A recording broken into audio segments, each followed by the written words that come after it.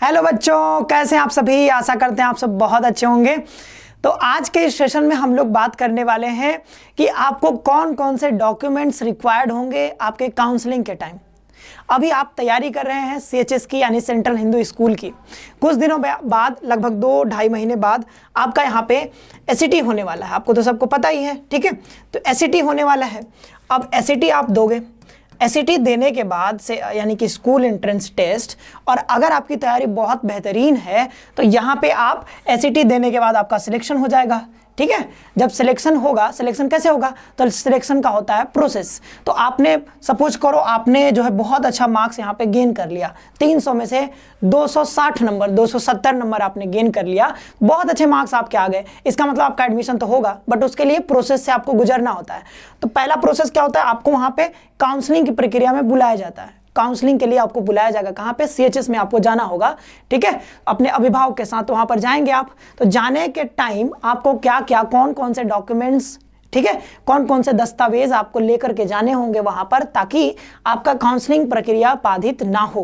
तो जो भी चीजें हैं आप ध्यान से समझ लीजिएगा इस वीडियो में। जो भी चीजें आपको बताई जाएंगी वो अभी से ही मतलब तैयार रखिएगा। कुछ चीजें तो आपको अभी नहीं मिल पाएगी, जैसे रिजल्ट है, ठीक है, अंक पत्र, तो वो तो मतलब पास करेंगे तब आपको मिल जाएगा, वो कोई दिक्कत की बात नहीं है। बट कुछ चीजें आपको अभी से मतलब ध्यान में रखना है कि ये चीजें आपके पास होनी चाहिए, ठीक है।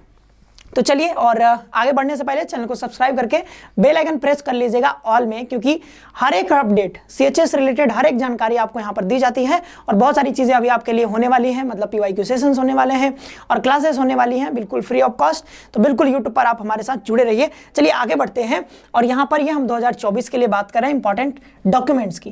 तो देखिए यहाँ पर पहला जो डॉक्यूमेंट होगा, क्या होगा, पहला डॉक्यूमेंट बच्चों आपको यहाँ पर ध्यान रखना है, अभी से ही ध्यान में रख लीजिएगा कि जब यहाँ पर आप रजिस्ट्रेशन फॉर्म भरेंगे, रजिस्ट्रेशन फॉर्म जब आप भरोगे तो रजिस्ट्रेशन फॉर्म जैसे ही भरोगे तो वहां पर एक प्रिंट आउट निकलता है उसका। आपने जो भी चीजें आपने भरी हैं उसमें वो सब चीज आप प्रिंट करवा करके निकलवा करके रख लीजिएगा, ठीक है। प्रिंट ना भी निकलवाएं तो आप सॉफ्ट कॉपी कम से कम उसका रखिएगा, क्योंकि ये आपको काम आएगा। जब आप काउंसलिंग में जाएंगे तो वहां पर सबसे पहला चीज आपसे क्या मांगा जाएगा, एसईटी का रजिस्ट्रेशन फॉर्म, यानी रजिस्ट्रेशन फॉर्म आपसे मांगा जाएगा। किसका, एसईटी का, यानी जो आपने स्कूल एंट्रेंस टेस्ट आपने दिया है, तो रजिस्ट्रेशन फॉर्म आपने भरा होगा, उसी तरीके से यहाँ पर जो रजिस्ट्रेशन फॉर्म मिलेगा आपको उसको आप लेके जाना है। साथ ही साथ जो एग्जाम आप देने जाएंगे ना एसईटी का, तो जिस दिन आप एग्जाम देने जाओगे तो वहाँ पे एडमिट कार्ड भी आपको मिलता है, उससे पहले ही मिल जाता है। तो उस एडमिट कार्ड को भी ध्यान से अपने पास रखना है, उसको फेंकना नहीं है कि चलिए एग्जाम हो गया अब क्या करना है, इसको फेंक देते हैं। फेंकना नहीं है, अपने पास रखना है, क्योंकि उसमें वहां पर साइन रहता है। तो उस साइन, वही साइन आपको देखा जाएगा जब आप जाएंगे यहाँ पर काउंसलिंग में, तो वहां पर उसको लेकर के आपके पास अपने पास रखना है, कहीं इधर उधर खुआना नहीं है। एडमिट कार्ड हो गया। इसके साथ ही साथ आपको यहाँ पर 4 रंगीन फोटो, तो ये तो आप कभी भी बना लोगे। ध्यान रखने वाली बात ये है कि जब आप रजिस्ट्रेशन फॉर्म भरोगे तो इसको भी रख लेना अपने पास, और साथ ही साथ जब एग्जाम दोगे तो एडमिट कार्ड जो होगा उसको भी अपने पास रखना है। यहां पर क्या है, 4 रंगीन फोटो आपको यहां पर लेकर के जाना होगा काउंसलिंग में।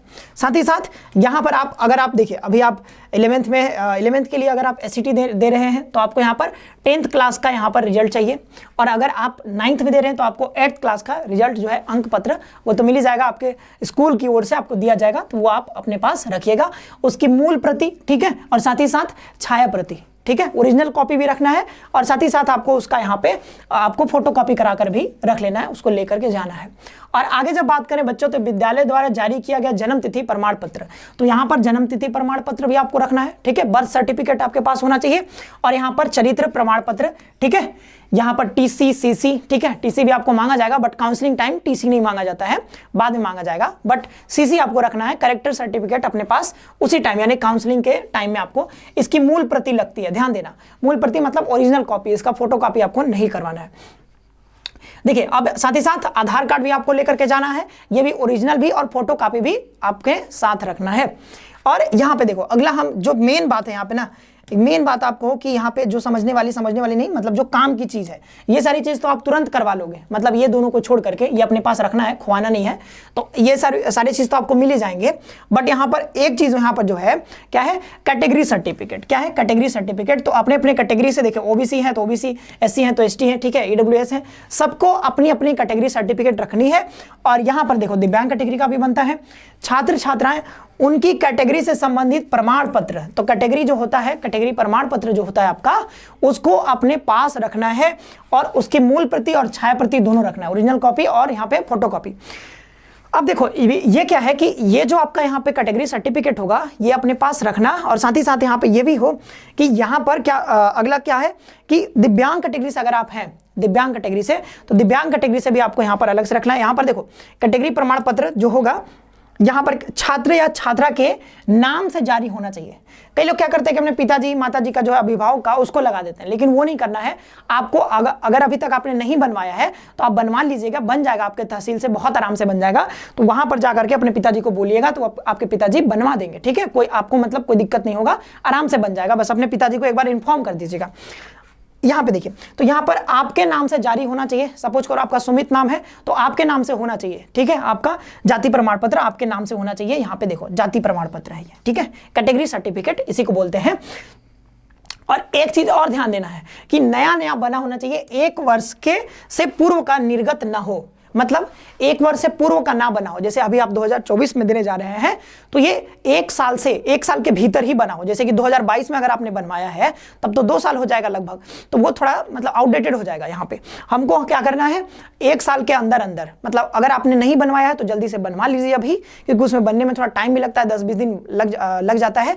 तो आप कोशिश करिए अभी से ही अपने पिताजी को कह करके बनवा लीजिए, आराम से बन जाएगा, ठीक है। और यहाँ पे देखिए, अब ये हो गया बात। और ये ना ध्यान रखना है, बात ये ध्यान रखना है कि नया बना होना चाहिए। अब किसी का 2-3 साल पुराना है तो वो फिर दिक्कत कर सकता है, आपको दिक्कत हो सकती है, इसलिए अभी आपको जाकर के नया बनवा लेना है। अब अगला चलते हैं, तो यहां पर देखो ये सारी चीजें जो है ये है उनके लिए जो मतलब फिजिकली चैलेंज कैटेगरी के हैं, ठीक है। यानी कि OH यहां पर वो जो हड्डी से रिलेटेड होता है, जिनका आर्थ्रोपोडिक जिसको बोलते हैं, उससे रिलेटेड, तो उनको पता होगा जो भी है, तो आपके पास सर्टिफिकेट होगा। तो जो भी दिव्यांग कैटेगरी से आते हैं वो अपना बनवा करके रखेंगे। और यहाँ साथ ही साथ आपका जो है परसेंटेज जो उसमें लिखा होता है, कितना परसेंटेज आपका यहाँ पे फिजिकल जो चैलेंज बच्चे होते हैं उनके जो कैटेगरी होते हैं, कैटेगरी सर्टिफिकेट पर लिखा होता है कितने परसेंटेज का है आपका। तो वो जो परसेंटेज होना चाहिए, ठीक है, वो परसेंटेज जो होना चाहिए ये यहाँ पर 40%, कितना होना चाहिए, 40% होना ही चाहिए। अगर कम है तो फिर आपको यहाँ पर आपको नहीं मिल पाएगा आरक्षण जो यहाँ पर दिया जाता है, जो आपका दिव्यांग कैटेगरी की ओर से, वो आपको नहीं मिल पाएगा, लेकिन ये 40% रहेगा तो आपको आराम से यहाँ पे मिल पाएगा। अब आगे देखिए यहाँ पर, और हाँ एक चीज़ और कि जब आप यहाँ पे रखेंगे अपना लेकर के आएंगे यहाँ पर ये जो फिजिकली चैलेंज्ड होते हैं उनका जो सर्टिफिकेट होता है वो जब लेकर के आएंगे तो ये जो सर्टिफिकेट है आपको वहाँ पर दिखाना होगा, बोर्ड के सामने आपको जाना होगा, बनारस हिंदू यूनिवर्सिटी में यहाँ पर आना होता है। फिर वो चेक करते हैं, वेरीफाई करते हैं कि आपने ये कैटेगरी, ये जो सर्टिफिकेट लगाया है दिव्यांग कैटेगरी का, ये आपने सही लगाया है या फिर फर्जीवाड़ा से आपने बनवा लिया। क्योंकि कई लोग बनवा लेते हैं तो वो एक बार वेरीफाई किया जाता है यहाँ पे। तो आप गलत सलत मत भरिएगा कुछ भी, अगर है आपके पास तभी भरिएगा, नहीं है तो नहीं भरिएगा, ठीक है, अवॉइड करिएगा क्योंकि फिर आपको दिक्कत हो सकती है, ठीक है। तो यहां पर ये फिर देखो यहाँ पर ये जो 2 चीजें हैं ये उनके लिए है जिनके माता पिता एम्प्लॉय हैं BHU में, ठीक है, BHU में एम्प्लॉय हैं उनके लिए है। तो ये सारा चीज आप देख लीजिएगा कि LTC सेल द्वारा यहाँ पर जारी होना चाहिए या फिर ERP द्वारा, ठीक है। कैटेगरी के लिए यहाँ पर जो भी सर्टिफिकेट है मूल प्रति आपको यहाँ पर इस डिपार्टमेंट से आपको यहाँ पर जारी होना चाहिए। वैसे जो भी यहाँ पर एम्प्लॉय कैटेगरी से है ना, उनको ये सारी चीज़ों के बारे में पता होगा, तो जो भी है उनको पता है तो कोई दिक्कत नहीं है, बताने की जरूरत नहीं है, ठीक है। विभाग ये देख लीजिए जो संविदा पर है कॉन्ट्रैक्ट बेसिस पर, उनके लिए यहाँ पर डिपार्टमेंट से यहाँ पर जारी होता है। तो ये भी आप देख लीजिएगा एक बार कि कहाँ से जारी किया गया। वैसे आप एम्प्लॉय कैटेगरी से हैं तो ये आपको होगा, इसमें कोई दिक्कत आपको नहीं आएगा, ठीक है। और जो नहीं है उनके लिए तो ये जरूरी है नहीं। तो देखिए यहाँ पर मेन बात क्या था, डॉक्यूमेंट आपके पास होने चाहिए। और जो मेन चीज़ था कि आपको एडमिट कार्ड बचा करके रखना है, उसको फेंकना नहीं है, फाड़ना नहीं है, क्योंकि कई बच्चे खुराफाती होते हैं, फेंक देते हैं, तो ऐसा नहीं करना है। आप जब एग्जाम देकर आएंगे तो एडमिट कार्ड अपने पास रखना है। और साथ ही साथ एक और चीज़ जो था यहाँ पे ये, ठीक है, रजिस्ट्रेशन फॉर्म जब आप यहाँ पे फॉर्म भरोगे तो अपने पास रखना है, उसको फेंकना नहीं है उसे कोई। वैसे सॉफ्ट कॉपी तो मिल ही जाता है, उसको भी रख लीजिएगा कम से कम।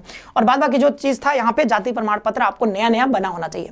तो आज के इस सेशन में हम लोग इतना ही रखते हैं। ये सारे डॉक्यूमेंट आप ध्यान में रखिएगा, ठीक है। और जब काउंसलिंग होगी तो उसमें आपको कोई परेशानी नहीं होगी, ये सारी चीज़ें लेकर के आपको जानी होगी। चलिए मिलते हैं नेक्स्ट सेशन में, तब तक के लिए आप सभी को बहुत बहुत धन्यवाद बच्चों, खुश रहिएगा, पढ़ते रहिएगा, मिलते हैं नेक्स्ट सेशन में।